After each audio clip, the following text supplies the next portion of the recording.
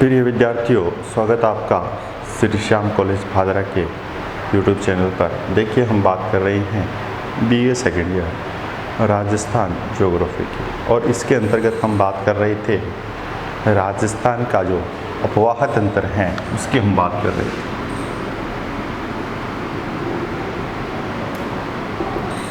अपवाह तंत्र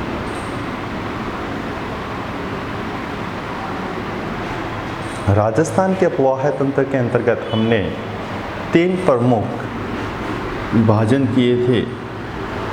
बंगाल की खाड़ी में गिरने वाली नदियाँ,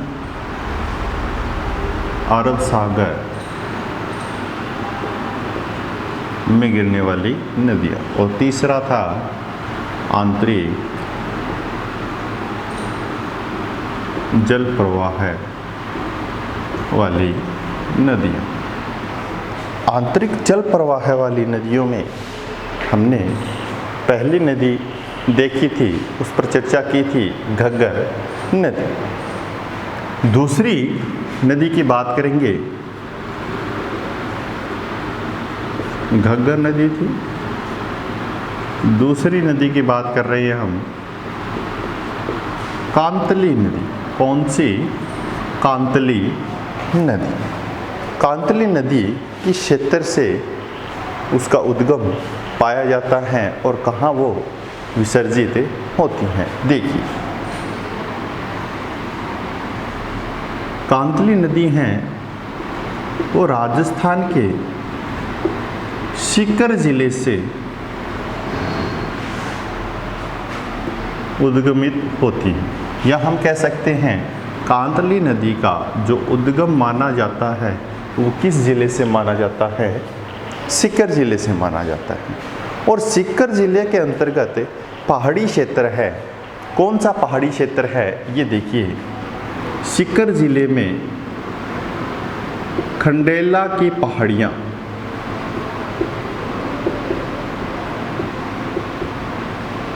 खंडेला की पहाड़ियों से कौन सी नदी? कांतली नदी निकलती है। सीकर जिले में खंडेला की पहाड़ियों से कौन सी नदी निकलती हैं? कांतली नदी निकलती है। और ये जो नदी है, ये नदी, इस नदी की विशेषता है वर्षा आधारित नदी, या हम कह सकते हैं वर्षा पोषित नदी। जब वर्षा का समय आता है, वर्षा ऋतु आती है, उस समय ये क्षेत्र हमें, या इस नदी का उद्गम स्पष्ट होता है, या ये नदी हमें स्पष्ट रूप से दिखाई देती है। इस कांतली नदी के अपवाह क्षेत्र को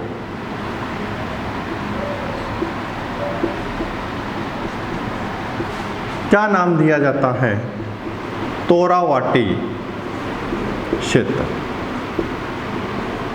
और ये तोरावाटी क्षेत्र किस रूप में पाया जाता है? उच्च भूमि के रूप में पाया जाता है। जो कांतली नदी है, उस कांतली नदी का जो क्षेत्र है, अपवाहित क्षेत्र है, वो तोरावाटी उच्च भूमि के नाम से जाना जाता है। तो कई बार ऐसे क्षेत्र आए हैं कि तोरावाटी क्षेत्र क्या है, इस प्रकार से 2 नंबर का, 1 नंबर का, इस प्रकार से काफ़ी बार क्वेश्चन आया हुआ है। तो याद रखना कि सीकर जिले की खंडेला पहाड़ियों से निकलने वाली जो नदी है, कांतली है, उस कांतली नदी के अपवाह क्षेत्र को तोरावाटी क्षेत्र के नाम से जाना जाता है। ये किस प्रकार की नदी है? वर्षा आधारित नदी है। फिर ये नदी सीकर जिले से निकलती हैं, फिर कहाँ प्रवेश करती हैं? झुंझुनू जिले में प्रवेश करती हैं।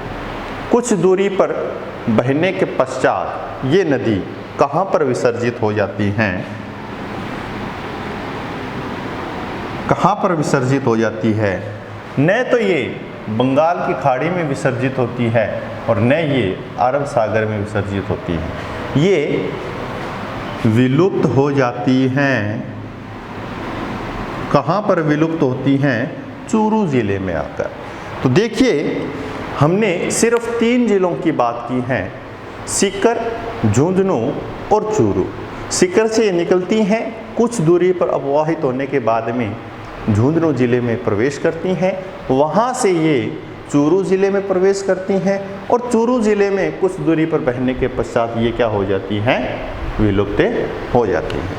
अब इस क्षेत्र को अपवाहित क्षेत्र के नाम से जानते हैं, कांतली नदी। और कांतली नदी का जो अपवाहित क्षेत्र है ये कितना है? लगभग 100 वर्ग किलोमीटर माना जाता है। तो इस प्रकार से हमने कांतली नदी की कुछ विशेषताओं की बात की है। अब हम बात कर रहे हैं एक दूसरी नदी की, वो है कांकनी नदी। ये कांतली थी, दूसरी बात करेंगे हम कांकनी नदी।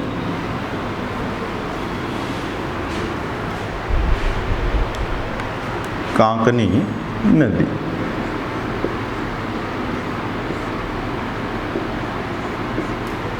देखिए, कांकनी नदी, कांकनी नदी का जो उद्गम स्थल है वो किस जिले से माना जाता है? किस जिले से? जैसलमेर से। ठीक है, जैसलमेर की दक्षिण की बात करेंगे, लगभग 27 किलोमीटर दूर बात करेंगे। किस साइड में बात करेंगे? दक्षिण। दक्षिण में जैसलमेर के 27 किलोमीटर की दूरी पर एक गांव है, कोटरी गांव। कौन सा गांव है? कोटरी गांव है, जैसलमेर शहर के जिले के दक्षिण में 27 किलोमीटर। यहाँ से, इस कोटरी गांव से कौन सी नदी निकलती हैं? कौन सी नदी निकलती हैं? कांकनी नदी निकलती है। और ये नदी भी क्या है? वर्षा आधारित नदी है। वर्षा ऋतु के समय ये स्पष्ट होती है। अब देखिए, अगर वर्षा अधिक होती है तो ये काफ़ी दूर तक चली जाती हैं, उसकी लंबाई क्या हो जाएगी? बढ़ जाएगी। अगर वर्षा कम है तो ये कुछ ही दूरी पर क्या हो जाती है? विलुप्त हो जाती है। जब अधिक वर्षा होती है तो यहाँ पर एक झील है, भुज। कौन सी झील है? भुज झील है। उस झील में जाकर ये नदी गिरती है। कौन सी नदी? ये कांकनी नदी। तो कांकनी नदी कहाँ से निकल रही है? ये नदी निकलती हैं जैसलमेर जिले से, और जैसलमेर जिले के दक्षिण में 27 किलोमीटर पर एक गांव है, कोटरी गांव। उस कोटरी गांव से निकलती हैं, फिर कुछ दूरी पर बहती हैं। अगर वर्षा अधिक हुई है तो उसके कारण क्या है? कुछ और दूरी पर चलती हैं और कुछ और दूरी पर जाकर कहाँ पर विलीन हो जाती हैं? भुज झील में जाकर गिर जाती है। या हम कह सकते हैं कि कांकनी नदी अंततः किस झील का निर्माण करती हैं? भुज झील का निर्माण करती है। एक नदी और आती है, कौन सी नदी है? आंतरिक जल प्रवाह में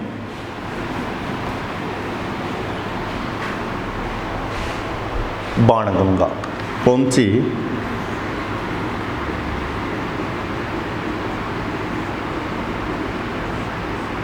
बाणगंगा नदी। बाणगंगा नदी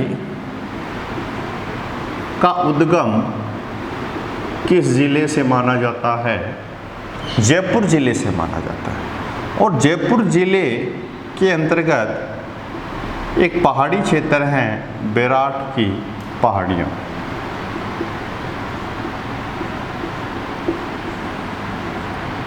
इस पहाड़ी से किस नदी उद्गमित होती हैं? बाणगंगा नदी। ये क्या हो गया? इसका उद्गम क्षेत्र हो गया। किस नदी का? बाणगंगा। बैराट की पहाड़ियों से बाणगंगा नदी निकलती है। और ये एक नदी है जो आंतरिक जल प्रवाह का क्या है, प्रमुख उदाहरण है। क्या है? प्रमुख उदाहरण माना जाता है। ये नदी पहले क्या थी? देखिए, इस प्रकार से बहते हुए यहाँ पर एक नदी है यमुना। प्राचीन समय की बात करें तो ये किसकी सहायक नदी थी? यमुना की सहायक नदी थी। या हम कह सकते हैं कि ये बाणगंगा कहाँ पर जाकर विसर्जित होती थी? यमुना में जाकर विसर्जित हो जाती थी। लेकिन क्या हुआ? भूगर्भिक परिवर्तन के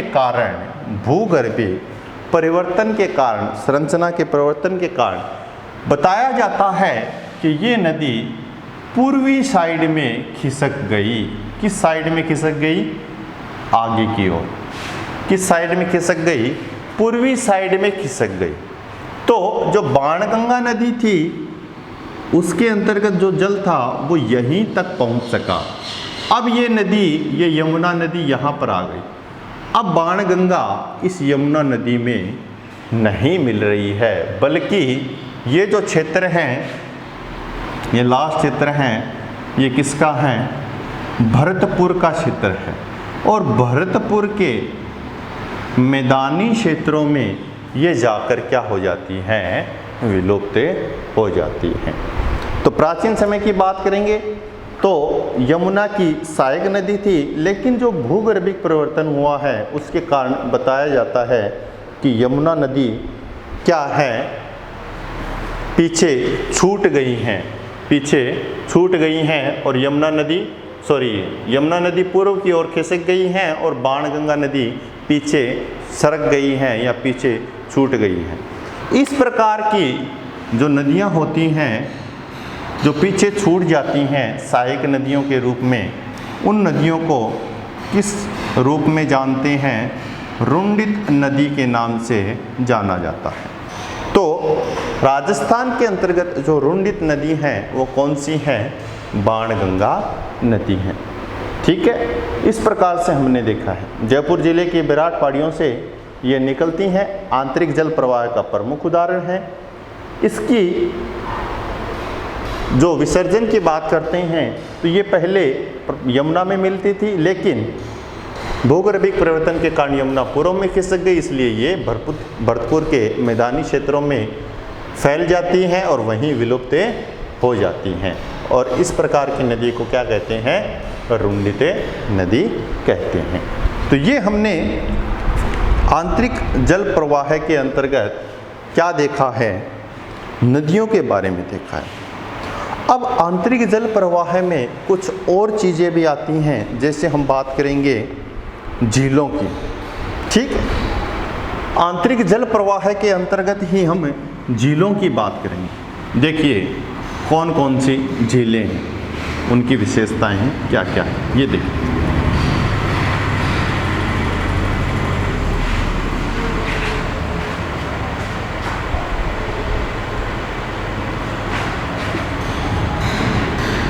राजस्थान की झीलें किसके अंतर्गत आएगी? आंतरिक जल प्रवाह। आंतरिक जल प्रवाह में ही झीलें पाई जाती हैं या हम झीलों का अध्ययन करते हैं। इन झीलों के निर्माण से संबंधित हम सोच रहे हैं कि इनका निर्माण किस प्रकार से हुआ। या तो ये वर्षा आधारित हो सकती हैं, या फिर प्राचीन समय की बात करेंगे तो जो नदियां थी, इन नदियों के द्वारा इन झीलों का निर्माण हुआ। जिस प्रकार से हमने अभी अभी जो कांकनी नदी देखी थी, किस झील का निर्माण कर रही थी? भुज झील का निर्माण कर रही थी। तो इस प्रकार से इन झीलों की उत्पत्ति हुई है। अधिकांशतः हम देख रहे हैं कि नदियों के द्वारा छोटी छोटी जो नदियां हैं वो जल लाकर इसमें क्या कर देती है? इस क्षेत्र में भर देती है। अब जलीय प्रकृति के आधार पर हम देखते हैं, जलीय प्रकृति के आधार पर भी जल की प्रकृति कैसी है, मीठा पानी है या खारा पानी है, ये प्रकृति हो गई किसकी, जल की। कुछ मीठे पानी की झीलें पाई जाती हैं और उन झीलों से क्या की जाती हैं, सिंचाई, और साथ साथ में पेयजल जैसी सुविधाएं भी दी जाती हैं। किसके द्वारा दी जाती हैं, झीलों के द्वारा, जो मीठे पानी की झीलें हैं उन झीलों के द्वारा। तो हमने खारा और मीठा दो चीज़ों की बात की है और इन मीठे जल और खारे जल के आधार पर ही राजस्थान की झीलों का वर्णन करेंगे, अध्ययन करेंगे। तो चलिए हम सबसे पहले बात कर रहे हैं खारे पानी की झीलों।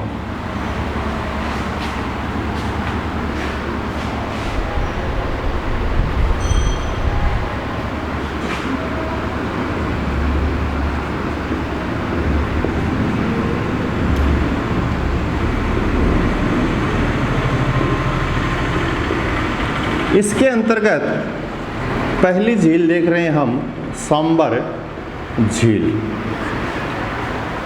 सांबर झील के अंतर्गत कौन कौन सी विशेषताएं हैं, देखिए।